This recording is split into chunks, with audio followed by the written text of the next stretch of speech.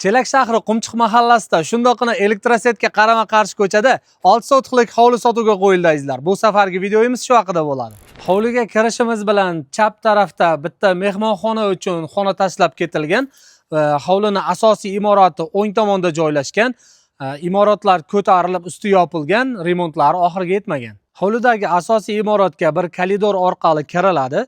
Koridordan kirishda o'ng tomonda kunlik o'tiradigan xona qilingan va qarama-qarshisida esa oshxona qoldirib ketilgan. Imoratni to'rt qismida yotoqxona bor, yotoqxonani qarama-qarshisida esa sanuzel qoldirib ketilgan. Ushbu xonadon joylashgan ko'chada gaz ham, svet ham bor. Xonadon ta'miri yakuniga yetkazilmaganligi sababli ichkariga tortib kirgizilmagan. Suv esa pishmakran orqali olinadi. 6 sotixdan iborat bo'lgan ushbu hovlining narxini $39,000 kami bor deb aytib o'tishyapti egalari. Kimga qiziq bo'lsa, ekranlarda ko'rib turgan telefon raqamlaringizga qo'ng'iroq qilib, o'zlaringizga ma'qul narxni aytib, bemalol savdolashlaringiz mumkin azizlar.